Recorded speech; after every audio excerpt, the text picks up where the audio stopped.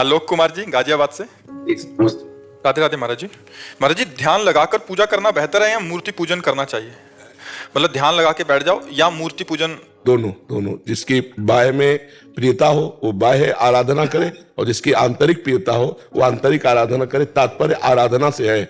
अगर बाह्य भी करते तो आंतरिक ही होती है, क्योंकि हम बाह्य श्रृंगार करते होते हैं, लेकिन हमारे अंदर चल रहा होता है भगवान को तिलक लगाना है। तो हमारी पहले भावना में तिलक लगता है, फिर बाहर तिलक लगता है। भगवान को आज ये भोग पवाना है तो पहले भावना से भोग लगता है, फिर प्रगट में उसकी क्रिया होती है। कोई भी क्रिया तब होती है, एक सिद्धांत है, जो पहले मानसिक हो जाती है। जैसे हमको कोई भी कार्य करना है तो पहले मानसिक हो जाएगा, फिर प्रगट में उसकी क्रिया होगी। तो अगर आप मानसिक करते हो तो बढ़िया है, और जो बाह्य करते हैं वो भी बहुत बढ़िया है। दोनों बराबर है, क्योंकि दोनों से भगवत प्राप्ति होगी। दोनों सत्क्रिया है, उसमें कोई अंतर नहीं है। हाँ, अब अंतर बता रहे। बाहर वो भगवान की छवि की मूर्ति की पूजा कर रहा है, वो अंदर चिंतन अन्य कर रहा है, ये बात ठीक नहीं है। जिसकी बाहर कर रहे हो उसके अंदर से चिंतन करते हुए करो। और इसमें तो बाहर का कोई विषय ही नहीं, क्योंकि अंदर अगर आप एकाग्र नहीं तो कर ही नहीं सकते। जो ध्यान पूर्वक मानसिक पूजा है वो एकाग्रता पर ही हो सकती है। अगर एकाग्रता नहीं तो नहीं कर सकते हो। और बाह्य में एकाग्रता के बिना भी हो सकती है, पर एकाग्रता करके करे तभी सफल पूजा मानी जाती है। तो एक था सर कि मानव सेवा बेहतर है या नहीं, बेहतर करने पर निंदा हो जाएगी दूसरी सेवाओं की। जैसे हम किसी बात को बेहतर कहते हैं तो फिर निंदा हो जाएगी दूसरी सेवाओं की। करोड़ों मूर्ति उपासक है, नहीं है, तो सबकी अवहेलना हो जाएगी नहीं। अरे ठाकुर का श्रृंगार करके रोते हैं, ठाकुर बात करते हैं, तुम्हें हम कैसे बताएं? तो हर जगह अपनी अपनी योग्यता है और अपनी अपनी रुचि है। जैसे आपकी रुचि है कि मैं मानव सेवा करूं, बिल्कुल आप कीजिए, सब में भगवान विराजमान। किसी की इच्छा में मूर्ति सेवा करूं, बिल्कुल कीजिए, कण कण में भगवान है तो मूर्ति में भी भगवान है। तो हमें सबकी भावनाओं का पोषण करना है। अगर हम किसी बेहतर शब्द रखेंगे तो फिर कोई नीचा हो जाएगा, और नीचा हो जाना ये हमारा कार्य नहीं। हमारा सबको उठाना कार्य है, सबको ऊपर उठाना है। और सब जगह परमात्मा है, जो मूर्ति में वही अमूर्त में है, जो चैतन्य में वही जड़ में है। तो जहां तुम्हारी भावना बन जाए तो उसी परमात्मा की पूजा होती है। इसलिए कोई बेहतर नहीं, कोई बेहतर से कम नहीं। ठीक है ना? महाराज जी, एक नॉन वेज से जुड़ा हुआ प्रश्न था मेरा। महाराज जी, मैं फिटनेस के खिलाड़ियों को ना ट्रेनिंग देता हूँ, तो बहुत लोग बाहर के भी होते हैं और अपने देश के अन्य राज्य के भी होते हैं। तो वो कहते हैं कि आप डाइट में क्यों मतलब नहीं जोड़ते हो नॉन वेज को। तो उस विषय में मुझे समझ नहीं आता, मैं हाँ बोलूं तो फंसा, ना बोलूं। अब है तो समस्या, क्योंकि सब राक्षसी स्वभाव वाले बढ़ रहे हैं, तो उनको चाहिए राक्षसी भोजन। वैसे बच्चा तुम ना ही करते रहो तो अच्छा रहेगा। थोड़ा भले तुम्हारी वो कम चले, क्या कहते हैं, जिम।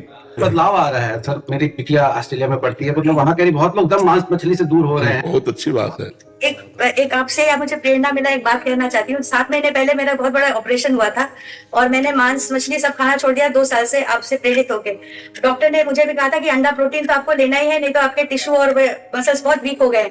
मैंने श्री जी पे ये राय छोड़ा था कि श्री जी आप ही मुझे इससे निकालिए। अगर मुझे अंडा खाना पड़ा तो भी अब मैं कहाँ जाऊँ, या तो कोई दवाई या कोई और खान पान की आप मुझे बताइए, जिससे मेरा आपका मान सम्मान और मेरा मान सम्मान भी बना रहे। और आज 7 महीने बाद मैं बिल्कुल ही स्वस्थ हूँ और बिना अंडा खाए, और दूसरी चीजें भगवान ने हमें। हाँ, बिल्कुल बिल्कुल बिल्कुल। देखो, हमारी भी किडनी फेल है, डायलिसिस होता है। डायलिसिस में सब प्रोटीन बाहर निकल जाता है। हम घिया की सब्जी और परवल की सब्जी और 1-2 फुल्का पाते हैं।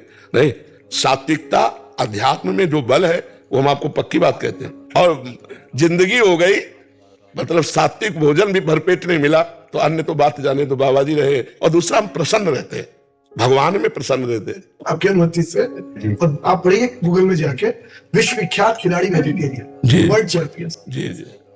बहुत सारे महाराज जी ऐसे पहलवान भी हैं, वो मतलब वेजिटेरियन डाइट लेते हैं। कितने सारे तो यहाँ आ गए हैं महाराज जी, जिनके अपने जिम हैं। आपके शिष्य परिकर में महाराज जी कम से कम 10 हैं जिनका अपने अपने जिम हैं और बॉडी यही बनाने का वो प्रेरणा दे। मेरा भी बदलाव आपसे ही। हाँ, सत्संग से ही बदला। तभी तो कह रहा कि हाँ बोलूं तो फंसूं। मतलब इतना सूक्ष्म चिंतन है कि हाँ भी नहीं बोल सकता। उसके लिए भी वो सावधान कि मैं हाँ भी नहीं बोल सकता। तो बहुत सुंदर बात है। विकास जी, महाराष्ट्र से। राधे राधे महाराज जी। महाराज जी, आपके चरणों में कोटि कोटि प्रणाम। महाराज जी, आपने इस नीच अधम पर अपार कृपा की है। आपकी प्रेरणा से 1 वर्ष से मैं सीताराम और मेरी पत्नी सांब सदाशिव नाम का जप कर रहे हैं और आपकी सभी बातों को जीवन में उतारने का प्रयास कर रहे हैं। लेकिन महाराज जी, अभी कुछ दिनों से नाम जप में मन नहीं लग रहा, क्योंकि आपकी एक वीडियो में सुना था कि बिना गुरु प्रदत्त नाम में के भगवत प्राप्ति संभव नहीं है। तो अब मन बहुत परेशान है कि जो सीताराम नाम अपनी इच्छा से जप कर रहा था उसका क्या फल मिलेगा, क्या उससे मेरे पाप कर्म नष्ट होंगे? हाँ, ये सब होगा और उसी की कृपा से गुरु की प्राप्ति होगी और गुरु मंत्र की कृपा से भगवान की प्राप्ति होगी। समझ रहे? जो बिना गुरु प्रदत्त नाम जपा जाता है उससे पाप नष्ट होते हैं, गुरु की प्राप्ति होती है। गुरुमुख से वही नाम मिल जाए तो भगवत प्राप्ति करा देता है। तो गुरु महिमा है, भगवान की बनाई हुई है। भगवान ने स्वयं सदगुरुदेव का वर्णन किया, कृष्णावतार में संदीपनी जी का, रामावतार में वशिष्ठ जी का। तो बड़े बड़े महापुरुषों ने गुरु चरणों का आश्रय लेकर इस बहुत समुद्र से जो दुस्तर है इसको पार किया है। तो नाम जप करो। क्या जप रहे हो? तो सीताराम सीताराम यही जपो, ठीक है। रविंद्र सचदेवा जी मुजफ्फरनगर से। जय जय श्री हरिवंश। महाराज जी आपके चरणों में दास का कोटि कोटि प्रणाम। महाराज जी ये प्रश्न नहीं एक प्रार्थना है आपके श्री चरणों में। ऐसा क्या करूं कि श्री लाडली जी से मिलन के लिए हृदय में ऐसी तड़फ व व्याकुलता पैदा हो जाए कि हर समय आंसू चलते रहें, ये आंसू कभी नहीं रुकें। इस विरह की वेदना में जो परम आनंद है वो कैसे प्राप्त करूं महाराज जी? इसमें प्रथम तो लाडली जी की कृपा है कि वो हमको ऐसा भाव दे दें, और साधन है, साधन को हरिभजन है, कै सत्संग सहाय। खूब भगवान नाम जप करो, कृष्ण नाम जप करो, राधा नाम जप, जो नाम प्रिय लगे खूब नाम जप करो, और प्रभु से प्रार्थना करते रहो कि मुझे रोना दे दो, आप अपने विरह में तड़पना दे दो, तो भगवान ऐसा दे देंगे। क्योंकि ये भगवत प्रदत्त ही है। या गुण साधन ते नहीं हुई, तुम्हारी कृपा पाओ कोई कोई। साधन को हरिभजन है, कै सत्संग सहाय। साधना हरि नाम जप की है, सहायता सत्संग करता है, और कृपा से फिर रोना आने लगता है। जब प्रभु से अपनापन होता है ना, और उनको देखे बिना हमें चैन नहीं पड़ती, तब रोना शुरू हो जाता है कि अब कैसे दरस बिन दुखन लागे नैन, जब से तुम बिछुरे पिए प्यारे, कबहु न पायो चैन, दरस बिन दुखन लागे नैन, कब मिलोगे कब। वो फिर एक अलग भाव आ जाता है। नहीं, जैसे किसी का प्राण प्रिय पति परदेश गया हो, बहुत दिन से आया न हो, कोई खबर न हो, उसकी क्या दशा होगी? पतिव्रता पत्नी, बेविचारणी की बात नहीं कह रहा, पतिव्रता पत्नी की, और उसका प्रीतम परदेश गया, कोई खबर नहीं आई, और उसकी थोड़ी देर उसके हृदय में हृदय रख के देखो तो आग लगती नजर आएगी। उसको कहीं ठौर नहीं मिलेगा, कोई सूचना नहीं कैसे है वो, कब लौट के आएंगे, कब मिलेंगे, और किसी से उसका राग नहीं है। अब उसकी जो तड़पन है वो एक ही बात में शांति होगी, वो छक के रो लेगी तब तसल्ली होगी। फिर याद, फिर रोना, फिर याद, फिर रोना, यही सतरत सतरत सा लोकांत तार्यति। वो स्वयं तर जाता है, स्वयं तर जाता है, लोगों को तार देता है। जो गदगद सुर नैना सजल दंपति रस रहे भीन, यही गति वृंदा विपिन में फिरे प्रेम तल्लीन। भगवान के लिए रो रहा है, तड़प रहा है, तो जहां चरण रखता है वो भूमि पावन हो जाती है। भगवान के लिए रोना कहाँ आता है? भगवान का प्रसंग चल रहा हो और अपना कोई दुखद विषय लग जाए तो रोना आ सकता है, लेकिन डायरेक्ट भगवान पर रोना, ये किसी लाखों रोने वालों में किसी एक के होगा। लाखों में कोई एक रोता है ऐसे प्रसंगों पे, पर उस प्रसंग में वो और कोई प्रसंग जोड़कर रो रहा है। डायरेक्ट भगवान के लिए रोना, ये बहुत लोग, भगवान फिर उसे निश्चित प्राप्त हो जाते हैं जो भगवान के लिए रोता है। किशोरी जी ने स्वयं बताया कि मेरे प्रीतम की प्राप्ति का अगर कोई मूल्य चुकाना चाहता है तो वो है आंसू, आंसुओं से। कबीरा हंसना छोड़ दे, रोने से कर प्रीति, बिन रोए किन पाइया प्रेम प्यारा मीत। प्रेम प्यारे ठाकुर जी को प्राप्त करने के लिए हमारे पास कोई बस नहीं है, तो फिर एक रोना ही बनता है कि आ जाओ, आप कृपा करके आ जाओ, हमारे हृदय में आ जाओ, हमारे नेत्रों में आप दीख पड़ो। हो तो सर्वत्र पर दिखाई नहीं दे रही है, मेरी सामर्थ्य की बाहर की बात है। आप अपनी कृपा से हमें वो सामर्थ्य दो जिससे मैं आपको पा जाऊं, आपको देखूं। जी। डॉक्टर रमन मोहन शर्मा जी अलीगढ़ से। स्वामी जी आपके आध्यात्मिक विचारों से अभिभूत हूँ, यूट्यूब पर आपके विचारों से जुड़ा हुआ हूँ। डॉक्टर होने के नाते आपकी शारीरिक स्थिति को समझता हूँ। इस बीमारी के साथ आप जो ये कार्य कर रहे हैं वो अविस्मरणीय है। मेरा आपको छत छत नमन। महाराज जी मेरा प्रश्न है कि भाग्य और पुरुषार्थ में क्या अंतर है, इनमें कौन बड़ा, क्या ये आपस में जुड़े हुए हैं, क्या पुरुषार्थ से मुक्ति का द्वार खुल सकता है? हाँ, पुरुषार्थ बहुत प्रबल चीज है, पर लौकिक कार्यों में पुरुषार्थ उतना प्रबल नहीं है, प्रारब्ध जोर का होता है। जैसे आपने बहुत अच्छी पढ़ाई की, डिग्री प्राप्त की, लेकिन आपके भाग्य में सांसारिक सुख नहीं बधा है तो आपको नौकरी नहीं मिलेगी, आपकी डिग्री की कोई मान्यता नहीं मानी जाएगी। आप अच्छा व्यापार कर रहे हैं करोड़ों रुपए लगाकर, लेकिन आपका प्रारब्ध बुरा है, भाग्य बुरा है, तो पुरुषार्थ हुआ व्यापार और प्रारब्ध हुआ भाग्य आपका, वो आपको गिरा देगा, करोड़ों की हानि हो जाएगी, लाभ नहीं मिलेगा। प्रारब्ध अच्छा है, आप ज्यादा पढ़े लिखे नहीं हो लेकिन आप बहुत धन कमा रहे हो, प्रारब्ध अच्छा, करोड़ों रुपए लोग कमा रहे हैं, प्रारब्ध बढ़िया है।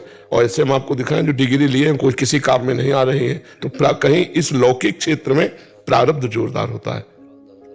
देखो, प्रारब्ध के अनुसार हम जन्म लिए, हमें रूप मिला, हमें वैसे ही माता पिता मिले, वैसे प्रॉपर्टी वाले माता पिता मिले, नहीं तो हम अरब खरबपति के घर पैदा हो जाते। पर हमको हमारे प्रारब्ध के अनुसार मिला है। अब पुरुषार्थ जो जोर का होता है वो भजन होता है, लौकिक पुरुषार्थ जोर का नहीं होता है कि आप चाहे जितना व्यापार कर लो, हर कदम पे घाटा। अगर प्रारब्ध बुरा है ना तो हर कदम पे आपको गिराएगा वो, और अगर भजन कर लिए तो प्रारब्ध को रौंद दोगे, क्योंकि पूर्व का शुभ और अशुभ कर्म ही इस जन्म का प्रारब्ध बनता है आकर के। शुभ हुआ तो सुख मिलता है, अशुभ हुआ तो दुख मिलता है। और अगर हम भजन कर ले गए डट के, ये प्रारब्ध को मिटा देगा, ये पूर्व के संचित कर्म को भस्म कर देगा। पर भजन करना कठिन है। देखो भगवान का नाम निरंतर रटना, देखो आप कितना कठिन है। मन के द्वारा एकाग्र होकर एक नाम में 1 घंटा कोई रोक ले अपने मन को, हम उसे बहादुर माने। 1 घंटे किसी एक नाम पर, हमारी बात को समझा जाए, जैसे राम, 1 घंटे राम नाम से मन नहीं हटना चाहिए। करके देखो, 5 मिनट नहीं टिकोगे। 5 मिनट चाहे जितने बहादुर हो, रोक के दिखाओ मन को, राधा, वही टिका रहेगा मन। आंख खुली हो चाहे बंद हो, राधा राधा। तो ये अभ्यास, तपस्या, पवित्रता, तब जाग। अब ये प्रारब्ध को रौंद देगा, ये प्रारब्ध को मतलब रौंद देगा। अपने आप सब अशुभ नष्ट हो जाएंगे और सब मंगल शुरू। पर ये पुरुषार्थ बिरला कोई करता है, नहीं तो सबको प्रारब्ध के अधीन है, कभी सुख कभी दुख, इसी तपेड़े में पूरा जीवन व्यतीत हो जाता है। जिंदगी एक बहुत बड़ी प्रश्नवाचक चिन्ह लेकर आई हुई है, इससे हमको उत्तर देना है। अगर उत्तर देकर नहीं गए तो 83,99,999 योनियां वो हमें बलात् भोगनी पड़ेगी। एक प्रश्न है, जीवन मुक्त हो जाओ। अगर जीवन मुक्त हो गए तो, नहीं तो फिर तो चोर कुत्ता गधा नाली का कीड़ा क्या बनना पड़े। इसलिए बड़े भाग मानुष तन पावा, सुर दुर्लभ सदग्रंथन गावा, साधन धाम मोक्ष कर द्वारा, पाई न जे परलोक समारा, सो परत्र दुख पावई, सिर धुनि धुनि पछताए, काल ही कर्म ईश्वर मिथ्या दोष लगाए। तो पुरुषार्थ के द्वारा प्रारब्ध को, संचित कर्म को, क्रियमाण को, तीनों को नष्ट करके हम भगवत प्राप्ति करते हैं। हमारे भाग्य में भगवत प्राप्ति नहीं लिखा होता, वो पुरुषार्थ से किया जाता है। सुख और दुख ये भाग्य के हैं, और प्रारब्ध को मिटाने के लिए जोरदार केवल भगवान का भजन है और कुछ नहीं है। जैसे किडनी प्रारब्ध का फल है, तो पुरुषार्थ इतना जोर का है कि 12 बजे रात्रि से दिनचर्या चल रही है। जब दवा के द्वारा हम किसी भी इंद्री को शून्य कर देते हैं, तो चाहे काट दो किसी भी जगह को, तो क्या भगवान में इतनी सामर्थ्य नहीं है? आप सोचो, भगवान की सामर्थ्य से ही तो दवा में सामर्थ्य आती है। तो जब मन भगवान में लगा हुआ है तो शरीर में पीड़ा है, कोई फर्क नहीं। पुरुषार्थ प्रबल हो तो प्रारब्ध को रौंद, नहीं अगर पुरुषार्थ ना होता तो रौंद देता हमें। रुपया, पैसा, पीड़ा, परिवार, कितना कष्टप्रद होता, नहीं होता। महाराज जी आप जादूगर हो, ये मेरी बेटी ने अभी बोला 10 मिनट पहले। ये कल रात के क्वेश्चन लिख के लेके आई थी कि पापा मेरे कृष्णा कृष्णा बोलते हैं, मदर मेरी बम बम बोले बोलती है, दादू मेरे वाहिगुरु बोलते हैं, मैं क्या जबू। और यही क्वेश्चन लिख के दिया है। और आज आपने आते ही सुबह इसको बोला, तो उसने मुझे चुपके से बोला धीरे से, बाबा जी क्या सच्ची में जादूगर है? महाराज जी मन को जो है कैसे टिकाए नाम पे? अभ्यास के द्वारा टिकता है। जैसे आपने कभी अभ्यास नहीं किया तो 5 बार तो टिका ही सकते हो ना, राधा राधा राधा राधा राधा। अब ये जाएगा, फिर ले आओ, फिर 5 बार टिकाओ, फिर जाएगा, फिर लाओ। तो अभ्यास योग युक्तेन चेतसा नाम निगामिना। अगर हम बार बार ऐसा अभ्यास करेंगे तो जो कभी 5 मिनट नहीं लगता था वो 5 मिनट लगने लगेगा।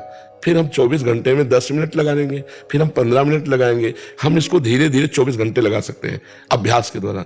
जैसे जो भजन नहीं करते वो कभी जानते ही नहीं कि मन एकाग्र किसे कहते हैं। आज आप मन को पकड़ने लगे कि भागने लगा है, तो अगर हम 5 नाम में लगा पाए तो लगाया तो पाए। अब हम धीरे धीरे उसे 6 नाम में, 7 नाम में, 10 नाम में, 20 नाम में टिकाएंगे, और जहां भगेगा फिर उसे लाएंगे। बार बार गए हुए मन को किसी वस्तु, व्यक्ति, स्थान में ही जाएगा, वहां से हटाकर अपने लक्ष्य में लगाना, इसे अभ्यास कहते हैं। अभ्यास के द्वारा हम मन को अधीन कर सकते हैं। भगवान ने 2 बातें कही हैं अर्जुन जी से। अर्जुन जी ने कहा मन बड़ा चंचल है, इससे योग कैसे होगा? तो भगवान ने कहा अभ्यास और वैराग्य। वैराग्य के द्वारा मन को समस्त जगत से हटाओ, और अभ्यास के द्वारा नाम में पुष्ट करो, भगवान में पुष्ट करो, धीरे धीरे लगने लगेगा।